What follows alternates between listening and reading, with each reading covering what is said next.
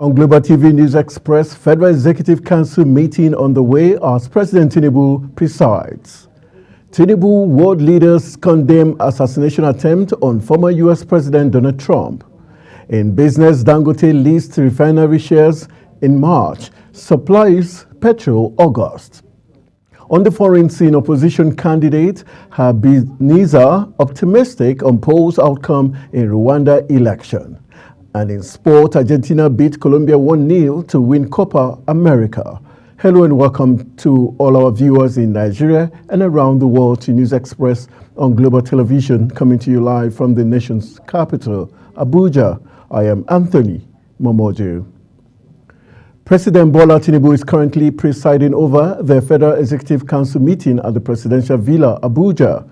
The meeting, which started at noon, is expected to make decisions concerning key sectors of the Nigerian economy. The meeting has in attendance a majority of the ministers who make up the cabinet members. Global TV will bring you details later. President Bola Tinubu has joined world leaders to condemn the attack on former United States President Donald Trump. Tinubu stated these on his official X handle hours after the shooting at Trump's campaign rally in Butler, which authorities said killed one person and left two other spectators critically injured. Trump, the Republican candidate for the November 5, 2024 presidential election, was shot at, and the Secret Service agents quickly rushed him off the stage into an SUV. Reacting to the development, President Tinubu called the attack distasteful and beyond the pale of democratic norms. Back home, President Bola Tinubu has reinstated Professor Neni Barini Zabi as the project coordinator of the hydrocarbon pollution remediation project. The President's Special Advisor on Media and Publicity, Ajiri Ngelale, announced Zabe's reinstatement in a statement. Explaining the reason for the reversal, the presidency said Tinubu reached the decision following a performance review of the hydrocarbon pollution remediation project and assessed him fit to discharge his functions by the regulations guiding the execution of the project. Journalists were barred from covering the case involving the suspended Dukes of Benin Kingdom and the Oba of Benin, Ewere II, when the hearing resumed today at Court 6 of the Benin High Court in Edo State. The case will also start afresh on October 17 with a new judge due to a posting within the state judiciary. Justice Peter Ehiero presided over the case initially, but the matter would now be heard by Mary Nekben Asemota. The suspended dukes led the Duke of Evubanosa and Egben Siloko dukedoms in Benin Kingdom, Professor Gregory Akinzwa and Chief Edomoyi Ogegben are challenging their suspension from office by the Oba of Benin. Meanwhile, a prominent museum in the United States has concluded plans to hand over looted Benin bronzes to Oba of Benin Ewere II. Chief Press Secretary to the Oba, Osegbovo, said in a statement that the Benin monarch would be receiving the artifacts today, noting that the artifacts were looted from the Oba's palace over a century ago. The Nigerian Meteorological Agency, NIMET, has predicted thundery and raining weather activities from Monday to Wednesday across the country. The agency's weather outlook released in Abuja forecast morning thunderstorms over parts of Taraba, Adamawa, Zamfara, Kebbi, Katsina, Kano, and Kaduna states. The outlook also predicts thunderstorms over parts of Taraba, Kaduna, Yobe, Katsina, Kano, Borno, Bauchi, Jigawa states later in the day. The National Media Complaints Commission, also called the Ombudsman, has written to the Daily Trust requesting a response to the federal government's formal complaint on the newspaper report on Samoa deal.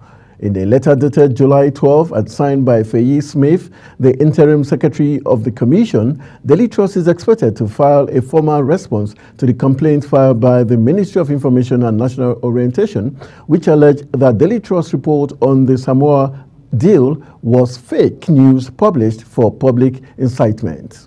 In response, the group chief executive officer and editor-in-chief of the print arm of the media outfit, Ahmed Shekaru, said the newspaper will respond to the letter within the specified time frame. Nigeria Labour Congress NLC has raised the alarm over its removal from the boards of federal government agencies and the refusal to inaugurate the board. Other parastatals, its statutory has representatives. In a protest letter to the President Bola Tinubu, the NLC says the latest was its removal from the board of the Nigerian Education Loan Fund. The protest letter, signed by President of the Congress, Joe Ajaero, alleged that its removal from the board of the Nigerian Education Loan Fund came after its representative attended 2 meetings and asked probing questions.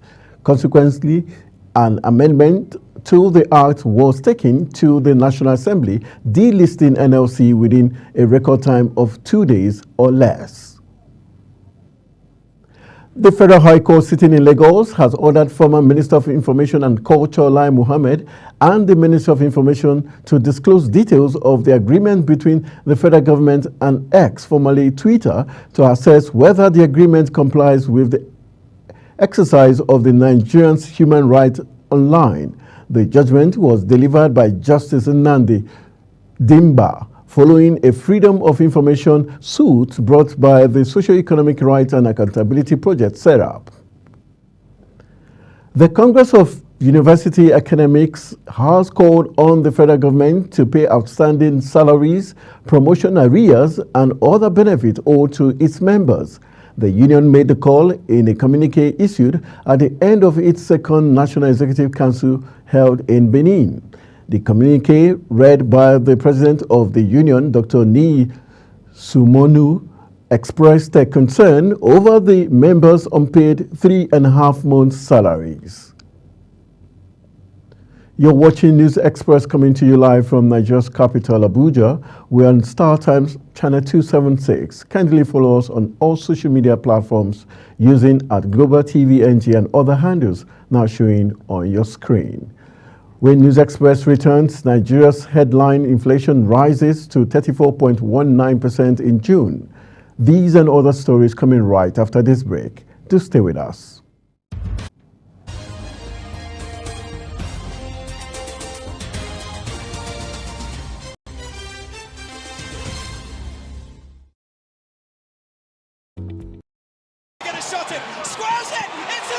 It's time for sports' biggest moments on global television. The headlines, scores, breaking news, and commentaries on sporty events. Talking with the biggest players, strikers, and about the slam dunks and goals, stunning saves, near misses, and upsets. Let's talk about the greatest home runs, comebacks, knockdowns, and victories. Talk sports with the king of sports, Anthony Momodu. Weekdays, 10 a.m. Don't miss out. Oh, that goal! Beautiful!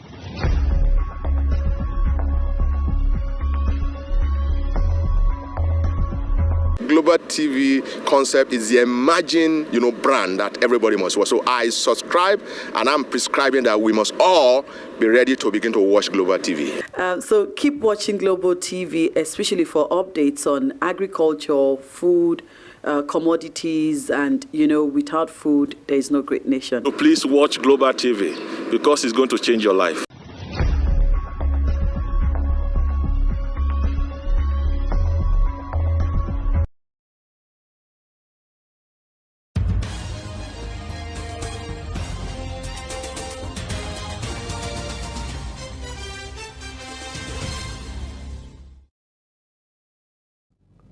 Welcome back from the break. This is Global Television bringing you live broadcasts of News Express.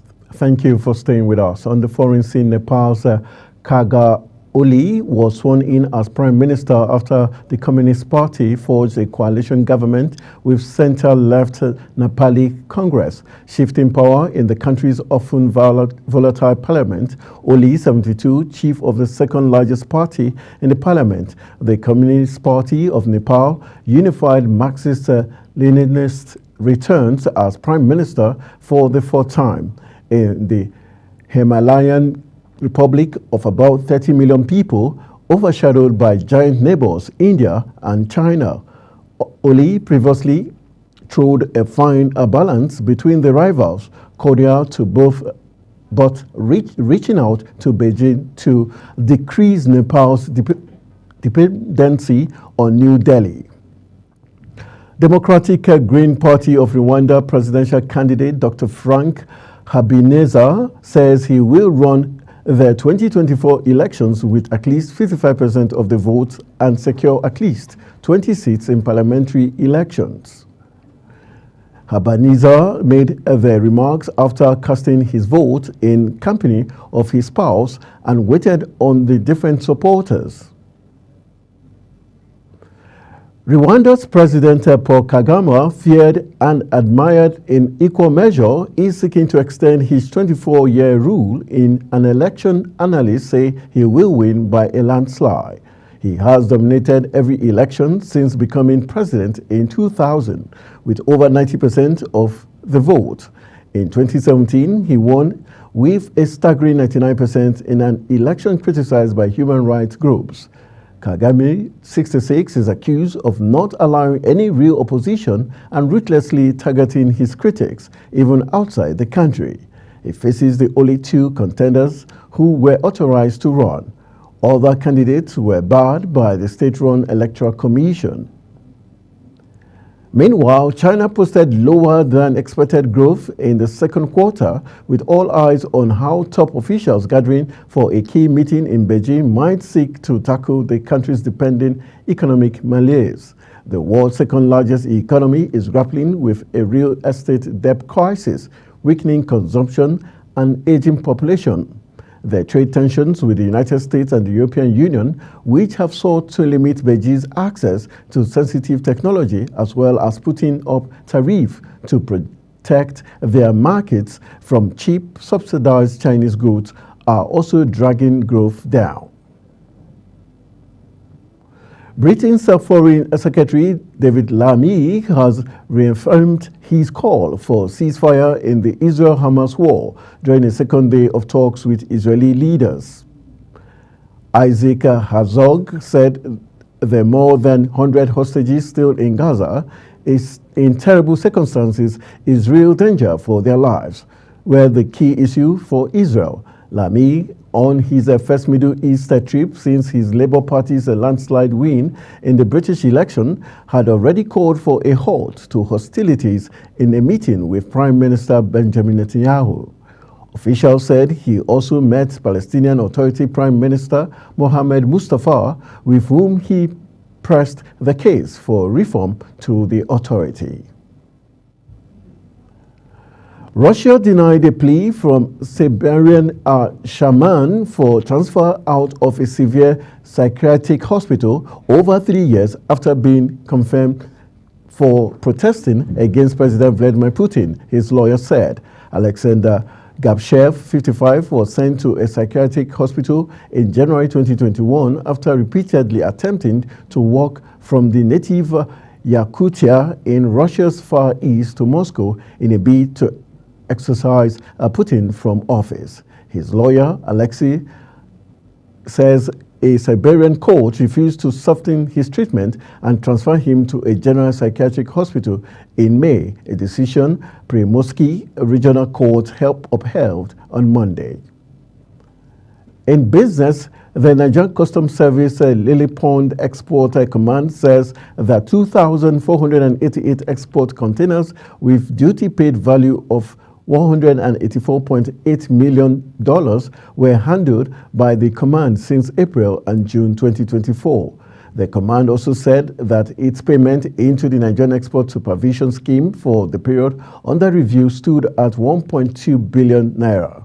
The Customs Area Comptroller in charge of the command, Ajibola Odusonya, made this known in a statement. Odusonya said that NERS payments recorded a significant rise in 2024 when compared to 478.7 million naira recorded within the same period of 2023. The President and Chief Executive Officer of Dangote Industries Limited, Alhaji Aliko Dangote, has disclosed that the Dangote Petroleum Refinery will be listed on the Nigerian exchange before the end of March 2025. This came as the refinery again delayed the date for the supply of premium motor spirit, popularly known as petrol, till August. Another shift from July, Dangote disclosed that the refinery was set to roll out its petrol in August 2024, having resolved its crude oil supply issues through the help of Nigerian National Petroleum Company Limited and the federal government. Nigeria's inflation rate increased to 34.19% June 2024, according to data released by the National Bureau of Statistics on Monday, June 15, 2024. This represents an increase of 0.24% from the previous headline inflation rate of 33.95% in May. And moving to the world of sport, Lautaro Martinez scored an extra-time winner as Argentina beat Colombia 1-0 to win a record 16th Copa America title at the Hard Rock Stadium on Sunday. A poor game which had been marred by security and crowd issues, forcing an 82nd-minute delay, was decided by a quality finish from Martinez, his fifth goal of the tournament. The win was the third straight major tournament title for Argentina, following their 2021 Copa victory and their triumph in the 2022 World Cup in Qatar. There were tears before the celebrations, though, with Argentina captain Lionel Messi going off injured in the 66th minute, watching the rest of the game distraught on the bench, while there was an emotional farewell for Angel Di Maria in his final game for the national team. As we end News Express on Global Television, here's a quick look at some of our top stories. Federal Executive Council meeting has commenced with President Tinubu presiding. In business, Dangote has said he will list the refinery shares in March and to commence petrol supply in August. On the foreign scene, opposition candidate Habib Nizar has expressed optimism on polls outcome in Rwanda election. And finally, in sport, we told you that Argentina have beaten Colombia 1-0 to win the Copa America. That's it on News Express, and it came to you live from Nigeria's capital, Abuja. We're on Star Times, channel 276. Kindly follow us across all social media platforms using @Global TV NG and all the handles now showing on your screen. I am Anthony Momodu. Thank you for watching.